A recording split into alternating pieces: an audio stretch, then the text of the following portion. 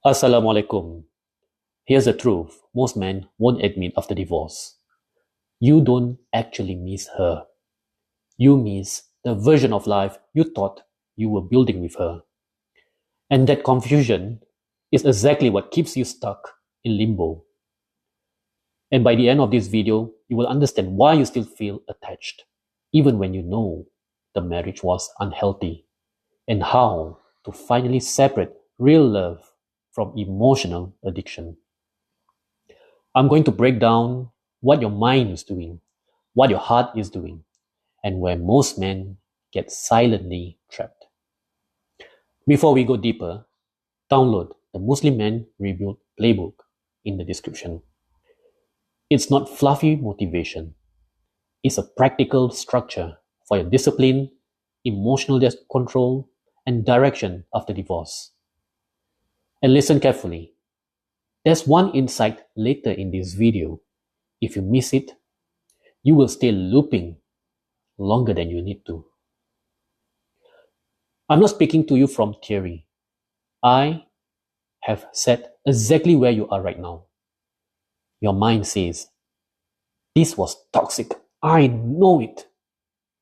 But your chest still feels heavy, empty, like something vital is missing. And the questions start looping.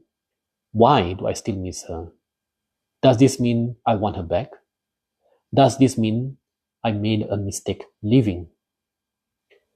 I've been there, brother. And if I told you I never missed her, I would be lying. Here's where most men get it completely wrong. They think the fact that they miss her means something is wrong with them. But that's not the truth. The real issue is this. Your mind and your heart are not processing the same information. Your mind clearly remembers the constant arguments, the disrespect, the emotional exhaustion, walking on eggshells in your own home. But your heart replays the laughter, the quiet tender moments, the what if she changes fantasies, the version of her you pray she would become. That split creates the torture. The human heart doesn't detach through logic. It attaches through repetition, shared emotion, and identity. Allah says in the Quran, in Surah Al-Baqarah, chapter 2, verse 216, perhaps you hate a thing and it is good for you, and perhaps you love a thing and it is bad for you. And Allah knows, while you know not. Let that verse hit you deeply. Not every feeling is guidance. Sometimes it's just attachment wearing the mask of love. I remember one night clearly. I was sitting alone in the dark, and out of nowhere, one single good memory flooded in. Not the fights, not the silence that screamed. Just one warm moment. And for a few seconds, my mind whispered, maybe it wasn't that bad. That's exactly how the trap works. Your brain forgets the pattern of pain. Your heart keeps replaying the highlights reel. That's not truth. That's selective memory, and it's dangerous. Brother, you're not just missing her. Among many things, you are missing the daily routine you built together, your identity as a husband and protector, the dream of a stable, intact Muslim family, and the version of yourself who still believed it could work.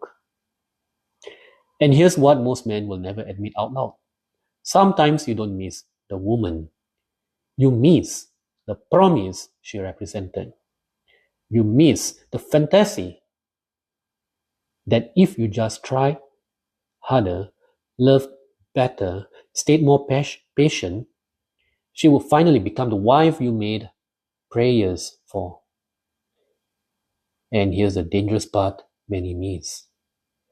That intense bond you felt, it wasn't always pure love. It was often the toxic cycle. Pain, sweet reconciliation, and then distance, and then closeness, and then conflict, and then intimacy. That push-pull creates a powerful chemical bond. Many men mistake intensity for depth. But intensity is not love. Sometimes it's just chaos wearing the clothes of connection.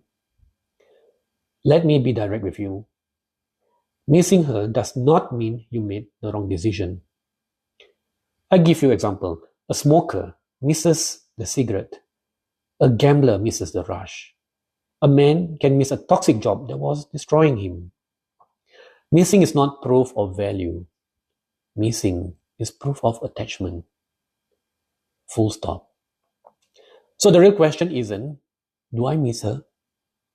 The real question is, was I becoming a better Muslim man in that marriage? If the honest answer is no, then your feelings do not get to override reality. Even Shaitan can romanticize the past. He will show you 3 beautiful memories and conveniently hide years of damage. This is why we don't follow feelings blindly. We lead with our intellect and our deen. You anchor yourself and make this dua. Ya Allah, if this feeling is genuine grief, help me. Help me to process it with patience. If it's harmful attachment, help me release it with strength. If it's an illusion, remove the veil and show me the haqq. That, brother, is masculine leadership. And here's the part that hits most men unexpectedly. Divorce didn't just end the marriage, it killed an identity. The man who swore, I will hold this family together, I will make this work no matter what, I will break the generational cycle.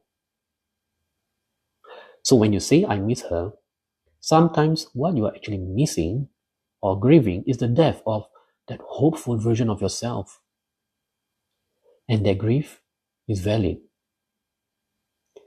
So here's the part I told you not to miss. You are allowed to grieve the dream that didn't happen without going back to the nightmare. Let that sink in. You can honor what you once felt and hoped for without betraying your peace and your future by returning to what was breaking you. That distinction is freedom. So understand this clearly. You don't miss the chaos. You miss the meaning you attach to it. You miss the hope, the identity, the imagined future. But missing her does not mean she was right for you. It means your heart is still trying to separate memory from reality. A real man feels it, but is not controlled by it. If this video spoke to you, do these 3 things.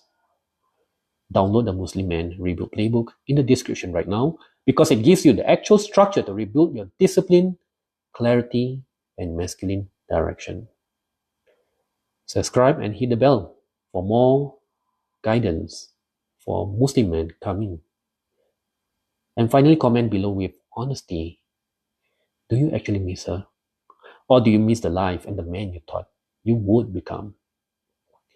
Your answer to that question will tell you exactly where you are in your healing. Assalamualaikum.